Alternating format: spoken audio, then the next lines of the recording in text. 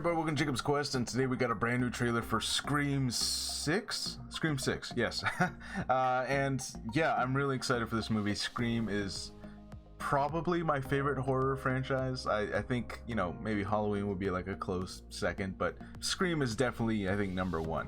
And I love Scream 5. I know, you know, unfortunately Wes Craven's no longer with us. He's not making these movies anymore, but Scream 5, I think, really held up. They did a great job with that one, so I'm excited for this one, especially because it felt like they're making this one so quickly. They're putting this thing out like, what, just the next year, right? And it felt like they had a plan. You know, they know exactly where they want to go with this, so I'm excited to see what happens. So here we go. Scream 6. Please help me. Just down there. There's a line here, girl. You got a problem here, guy? Okay. In public. Whoa.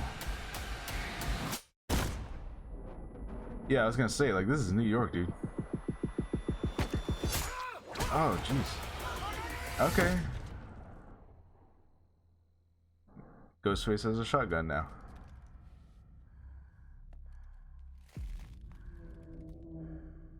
Which is definitely not imagery you'd ever think you would see, but Ghostface with a shotgun.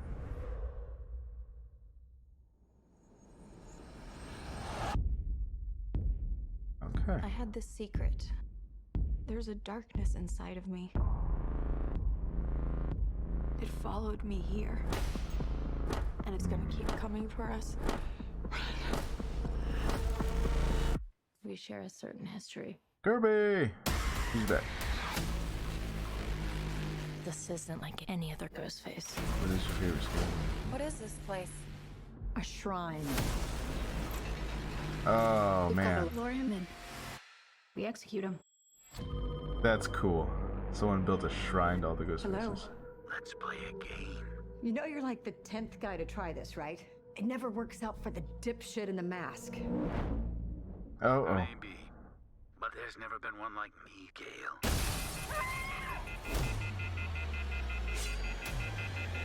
Okay. I'm something different.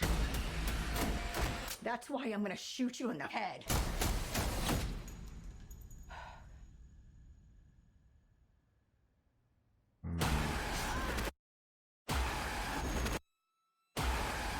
You want me, so let's finish this.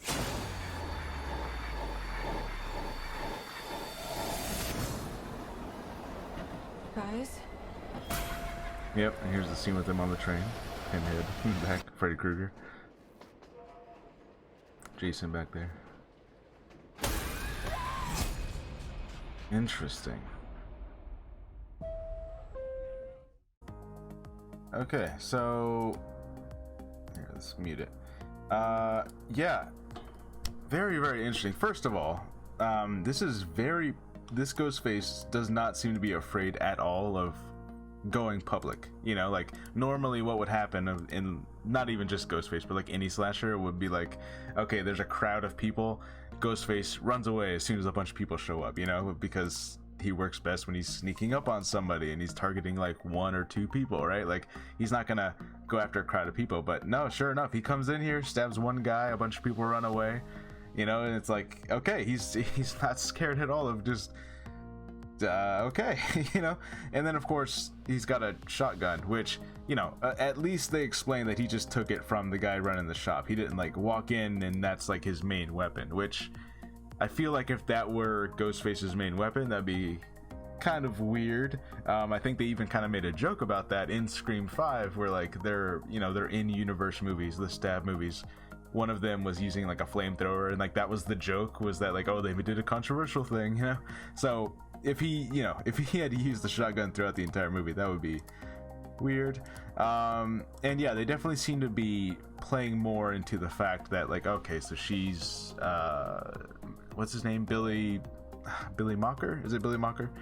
You know, she's the daughter of Billy, right? So like they seem to be targeting her for that reason. And of course it looks like this time the only returning original cast member will be Gale. And you know, look, would they kill off Gale? I mean, they could. It's possible. They killed off Dewey, right? So like maybe that was the whole point, was like, oh, it's possible, we might do it. Look, obviously I hope they don't end up having to kill off an original cast member every single movie, right? Because it does kind of feel like you took out Dewey and that was tragic, but like if you keep on doing that, you know, essentially, you know, kind of what the Star Wars did, where it's like every single movie another original member has to die, it kind of feels like almost predictable at that point, and kind of like, well, what's the reason you're doing it though? Is there like a story reason, like, you know? So if they were to kill off Gale, I would hope like it actually meant something, and it's not just because, oh, we have to do it one by one or something. I don't know. But also it's like, you already took away Dewey. I feel like it's okay to let Gale, you know, just have a happy life, you know, like just, you know, like, is there a reason you would have to kill her off? So I think it's okay, you know, like she's still in the movie, she has some scares, but hopefully she survives this, right? Because she earns it, you know. I think she's at this point she's earned the ability to just live.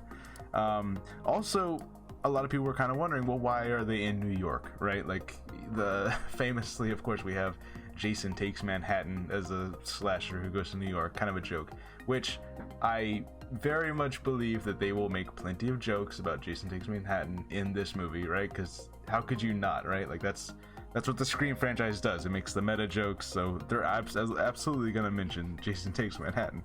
But also, as I remember, I think in Scream 5 they established that Gale had gotten a job in New York doing that daily talk show, right? Wasn't it in New York that happened? So it kind of makes sense that like, oh, maybe that's why they're in New York now for some reason. Maybe they went to go see Gale. I don't know why. They just did. And look, here's my thing. You know, of course we see him using the actual normal knife a whole bunch, and that's good, right? So obviously a big difference with this Ghostface, his mask is all old and cracked, and it looks like the plastic is all aged, you know. So a lot of people were kind of taking that to be like, oh, he could be Stu, right? Maybe is Stu's last name Mocker? Which one? Who had the last name Mocker? Oh, Billy Loomis. It was Billy Loomis and Stu Mocker. That's what it was. Sorry, I got their last names mixed up. Anyways, a lot of people were kind of thinking that, oh, maybe this is going to mean that Stu is actually alive, and that's a thing that the fans have kind of wanted for a long time. It's possible, right? Like, sure, they could say he was in jail this whole time, or somehow he faked his death and he's been in hiding or something. I don't know. Hopefully it wouldn't be too ridiculous if they decide to do it. But I will say, given that we see, let's see, they show like this whole shrine to all the ghost faces here. Let's press play. They show this whole shrine to all the ghost faces, right? I think it seems much more likely now that all that ended up happening was that whoever the new slasher is just took one of the older masks, right? Because they seem to have all the robes and they got all these different things from the past movies. So yeah, it definitely seems more likely that, oh, they just took an old mask. So whoever the slasher is had access to this place, and that's how they got this. Now, this seems to be in some kind of weird, rundown, decrepit opera theater kind of place, which is interesting, which tells me that this might be the villain's lair. You know, so at some point they find the villain's secret lair. Now you see a lot of cool props back here. Like, this is from the second movie. You see that's where Sydney's boyfriend in the second movie was caught on. I think that's Billy's shirt right there. It's all bloody with the ketchup, right? Or no, corn syrup. And then I think that's what's her name, Tatum. I think that was her clothes right there. This, I don't know who this is. Someone's jacket or something going on there. I'm sure someone else is already doing like a crazy breakdown of absolutely everything you see. This might be a flag from the college. But yeah, you know, just obviously look like the movie marker thing. Stuff like that. Lots of cool stuff going on here. Plenty of Easter eggs to break down, I'm sure. But yeah, it might not end up being Stu just because it has an old mask. It might just be someone who had access to a bunch of the old props, or, you know, not props, but the actual like evidence, the actual evidence things that happened. Yeah, might just be using an old mask. Now, of course, the other major thing is that this Ghostface is like, oh, I'm different than all the other ones, and so you kind of have to ask yourself, well, you know, how? Like, how would you even be different? The only thing that they could do at this point to make it be like a different Ghostface would be like, are you going to introduce a supernatural element, which I feel like would be going a little too far, you know? Like, that would be like, all right, you know what I mean? Like these movies have always been grounded at least in that way, where it's like they're all normal people, no one's like a super anything, right? It's just bulletproof vests and, you know, somehow being able to take a lot of gunshots and get back up. You know, that's really all it's ever been. I think another thing that would be kind of interesting, and they could do it this way, was that maybe it's more than just 2 killers. What if it was like an entire group of people, you know? Or of course the other thing is that it's actually what's her name, Sam, the new main girl.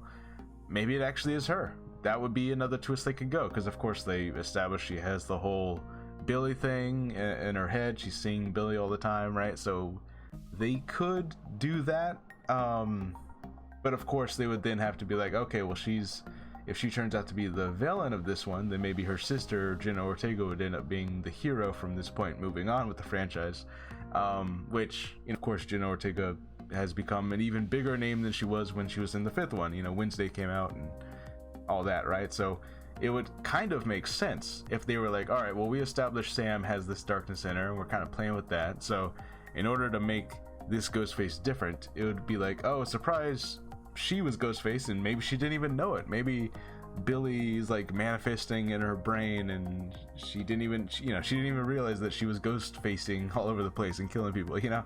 I don't know, theories, but yeah, pretty interesting. We get Kirby back, we get Gale Weathers back, and a whole cast of new people who I don't know. I'm sure we'll get to that.